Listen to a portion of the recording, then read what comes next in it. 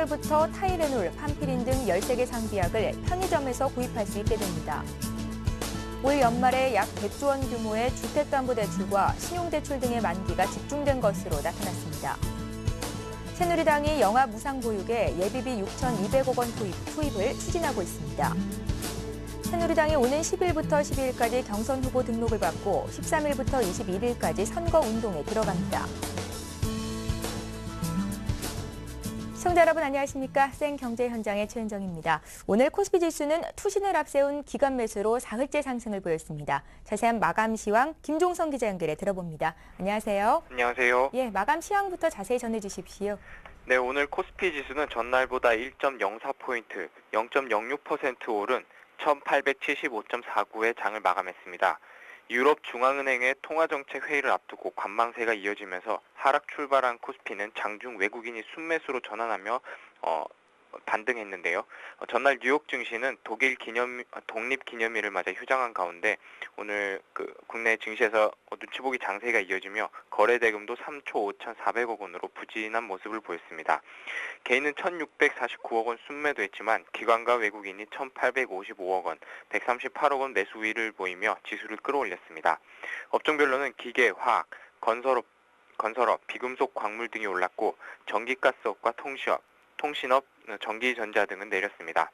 시가총액 상위 종목 중에는 이란 미사일 시험 발사에 따른 공급 우려와 글로벌 경기 불안정 해소 기대로 국제유가가 급등하면서 LG화학이 3.64% 올랐고 NHN, 삼성생명, 현대중공업들도 강세를 보였습니다. 반면 신한지주가 2.24% 하락한 것을 비롯해 KB금융, SK하이닉스, 현대차, 기아차 등은 약세를 보였습니다. 이날 상한가 6개 종목 등 403개 상장사의 주가가 올랐고 하한가 3곳을 포함해 387개 종목이 내렸습니다. 예, 한라공주의 최대 주주인 미국의 비스티온사가 나머지 지분을 전량 사들여서 한라공주의 잦은 상장 폐지에 나섰는데요. 2대 주주인 국민연금이 공개 매수에 응할지가 관건이라고요. 네, 그렇습니다. 금융감독원에 따르면 비스티온은 한라공주 주식 지분 25.01%에 대한 공개 매수에 나선다고 오늘 공시를 했는데요. 100% 지분을 확보해서 한라공주를 자진 상장 폐지하는 것이 목적입니다. 비스티온은 한국 내 자회사인 비스티온 코리아 홀딩스를 통해서 한라공주 주식을 주당 28,500원에 오는 24일까지 사들일 계획입니다. 비스티온의 공개 매수 소식에 한라공주 주가는 즉각 강세를 보이면서 10% 이상 올랐는데요. 이날 한라공주는 유가증권 시장에서 11.62% 오른 27,850원에 장을 마감했습니다.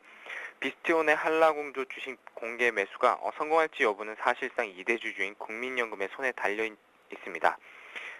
지난 3월 31일 기준으로 국민연금이 보유하고 있는 한라공주의 주식은 약 9.81%인데요. 최대 주주인 비스티온은 현재 69.99%의 지분을 가지고 있습니다. 때문에 만일 국민연금이 이번 공개 매수에 반대 입장을 표명하면서 응하지 않으면 비스티온의 한라공주 지분 100% 매입과 자진 상장 폐지 계획은 무산될 수가 있는 겁니다. 그렇지만 국민연금의 선택의 폭이 크지 않다는 측면에서 아무래도 공개 매수에 쉽게 응할 것이라는 전망도 나오고 있습니다. 공개 매수에 응하지 않고 지분을 가지고 있는다고 해도 앞으로 거래가 제대로 이루어지지 않아 얻는 것보다 잃을 게 많을 수 있다는 건데요. 김용수 SK증권 연구원은 한라공주가 평소 거래량이 많지 않아 앞으로 현재보다 높은 가격에 주식을 팔 수 없다는 뜻이라며 앞으로 국민연금이 배당 수익만 바라보고 지분을 팔지 않는 선택을 하기는 쉽지 않다고 지적했습니다. 예, 유로존 위기와 글로벌 경기 침체로 불안 심리가 확산되면서 증시가 지지부진한 흐름을 보이고 있는데요. 이 때문에 주가 연계증권의 발행량 역시 크게 줄었다고요. 네, 그렇습니다. 금융투자협회와 교보증권에 따르면 지난달 주가 연계증권 ELS가 3조 9,439억 원어치 발행된 것으로 추정되는데요. 지난 5월 발행 규모인 4조 9,964억 원과 비교하면 1조 넘게 줄어든 수치고 올 들어 월 평균 발행액 4조 9천억 원에도 크게 못 미치는 수준입니다.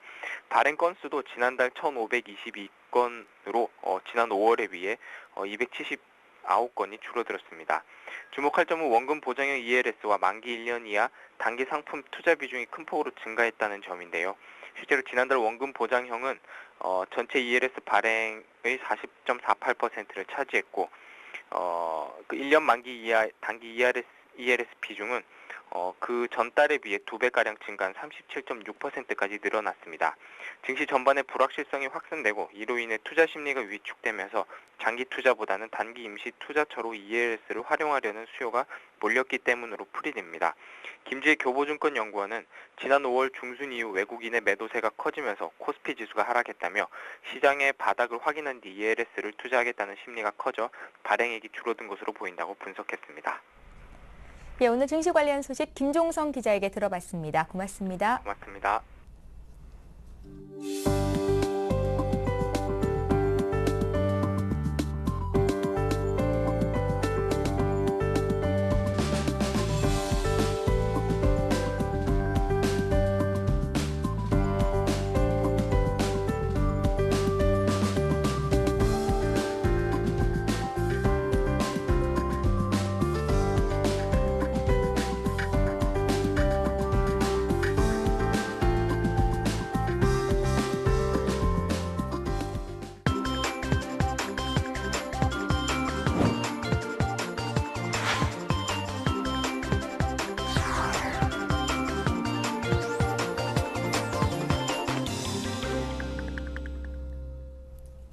오늘의 주요 뉴스를 전해드립니다.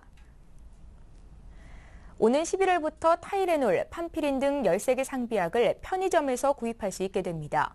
보건복지부는 오늘 회의를 열고 편의점 등 약국 외에서 판매될 안전상비의약품 13개 품목을 선정했습니다. 이날 확정된 약국에 판매 의약품 중 해열진통제로는 타이레놀전과 어린이 브루펜 시럽 등 5개, 감기약으로는 판콜레이와 판피린 등 2개 품목, 소화제는 배아제전과 페스탈 등 4개 품목, 파스류는 제일쿨파프 등 2개 품목이 선정됐습니다. 위원회는 제도 시행 6개월 후에 소비자의 사용 실태 등 중간 점검을 하고 1년 후에는 편의점 판매 대상 의약품 품목을 재조정할 예정입니다. 올 연말에 약 100조 원 규모의 주택담보대출과 신용대출 등의 만기가 집중된 것으로 나타났습니다. 이는 빚진 가구당 평균 8천만 원 수준입니다.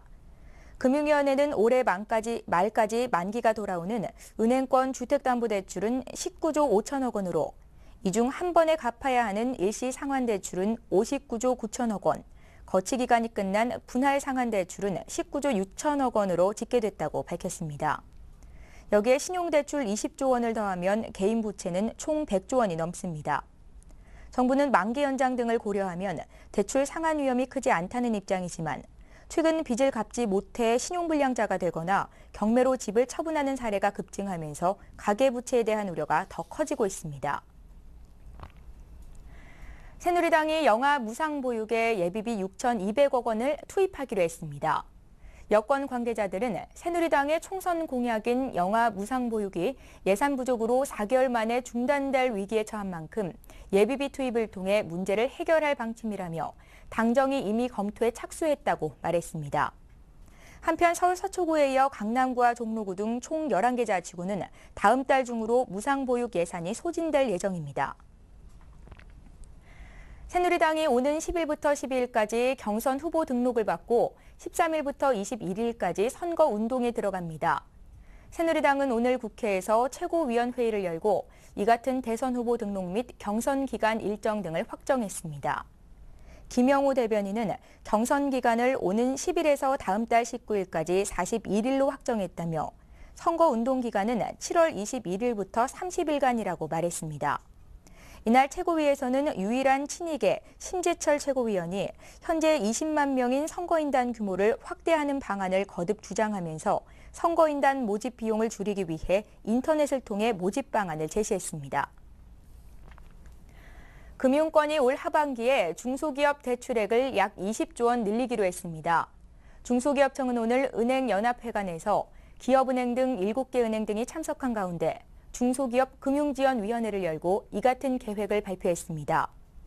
이 자리에서 17개 시중은행은 하반기 중소기업 대출 잔액 목표를 상반기 466조 4천억 원에서 약 20조 원 늘어난 486조 4천억 원으로 설정했습니다. 이날 회의에서 신용보증재단과 기업신한 등 6개 은행은 소상공인 신용보증 특별 출연 및 지원 협약을 체결하고 은행에서 1,140억 원을 출연해 신보가 약 1조 6,920억 원 규모의 보증을 소상공인에게 제공하기로 했습니다. 애플이 멀티터치 관련 특허의 일부를 포기한 것으로 알려졌습니다. 독일의 한 특허 전문가는 애플이 멀티터치로 알려진 미국 특허 부분을 취하했다고 전했습니다. 멀티터치는 터치 화면이 2개 이상의 손가락을 동시에 인식해 화면을 확대, 축소, 회전할 수 있도록 하는 기능으로 애플이 아이폰을 내놓으면서 이 기능을 처음 선보여 주목받았습니다. 한편 삼성도 본안 소송을 앞두고 자사 특허와 관련된 청구항 일부를 철회한 것으로 알려졌습니다. 또 삼성은 현재 소송 과정에 있는 6개 특허와 관련한 청구항을 15개에서 9개로 줄여 무효 가능성을 낮췄습니다. 롯데쇼핑이 하이마트 인수 우선 협상 대상자로 선정되면서 유통업계의 지각 변동을 예고했는데요. 가전 유통 강자인 하이마트와 유통공룡 롯데가 합쳐지는 것이기 때문이겠죠. 오늘 관련된 소식은 생활산업부의 조성진 기자 연결해 들어봅니다. 안녕하세요. 네, 안녕하세요. 예, 유통업계 판도가 많이 바뀌게 될까요?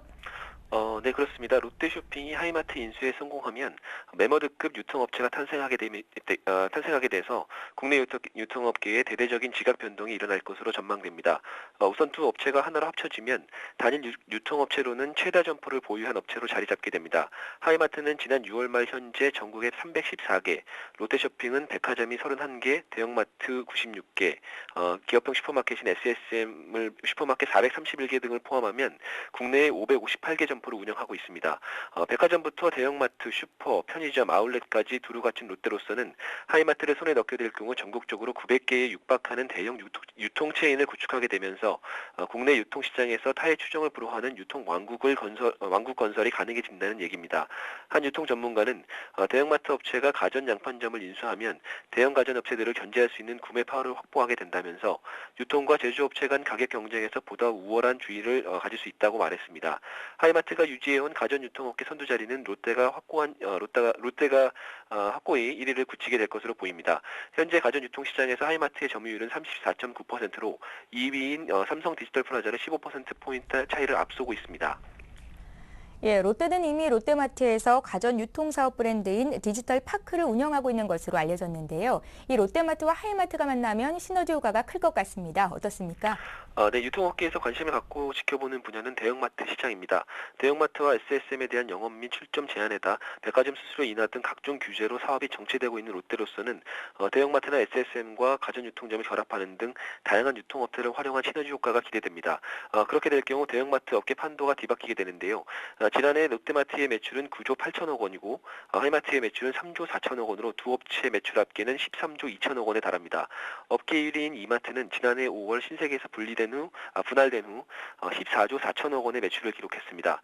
따라서 업계 3위인 롯데마트가 단숨에 이마트를 턱밑까지 위협하는 대형마트 넘버원 자리를 넘볼 수 있게 된다는 얘기인데요.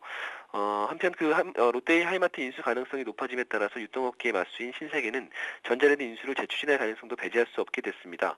신세계는 5월 25일 전자랜드 실사 우선 협상 대상자로 선정된 뒤에 최근까지 가격 협상을 벌였지만 지난 2일 인수를 포기했다고 공시했었습니다. 예, 하이마트 인수를 두고 시장에서는 롯데와 하이마트에 모두 긍정적인 평가를 내린 것 같습니다. 오늘 두 곳의 주가가 모두 올랐었죠? 네, 5일 유가증권 시장에서 롯데쇼핑은 전날보다 2.38% 오른 32만 3천 원에 거래됐습니다. 오전 한때 3.49% 오른 32만 6,500원까지 상승세를 탔습니다. 하이마트의 대주주인 유진기업 역시 2.36% 올랐습니다. 주가 역시 롯데쇼핑의 인수 효과를 선반영한 셈입니다. 하이마트는 전날보다 0.87% 오른 5만 8,300원에 마감했습니다. 한때 6만 1,700원까지 오르기도 했지만 차익 실현 매물 탓에 상승분을 많이 내줬습니다. 예, 지금까지 생활산업부의 조성진 기자와 함께했습니다. 고맙습니다. 네, 감사합니다.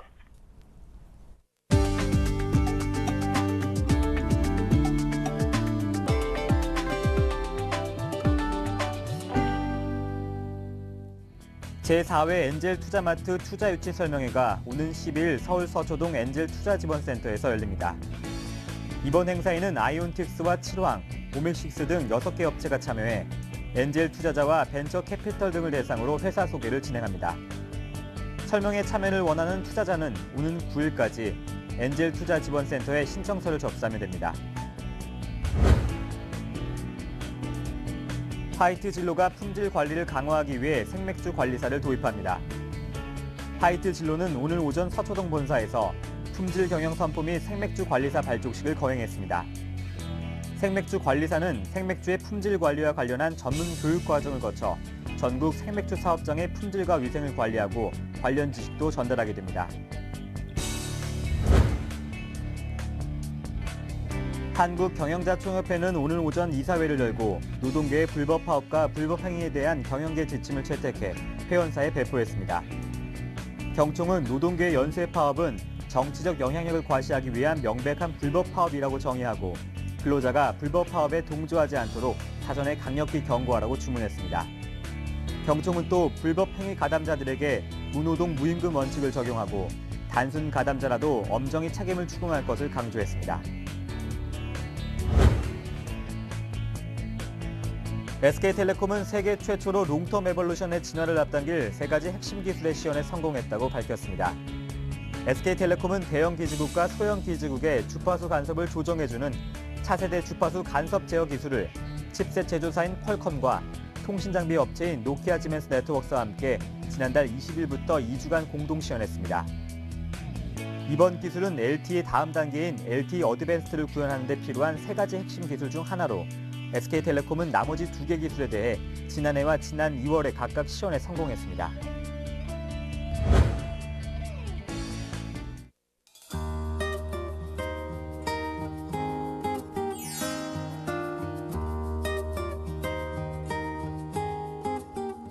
박영석 대장님의 그런 추모제를 위해서 다녀왔어요. 저의 하나의 도전을 하면서 제가 느꼈던 것과 그동안 제가 관심 있었던 그런 사진을 통해서 다른 사람들과 나누고 싶어서 이렇게 사진전을 열게 되었습니다.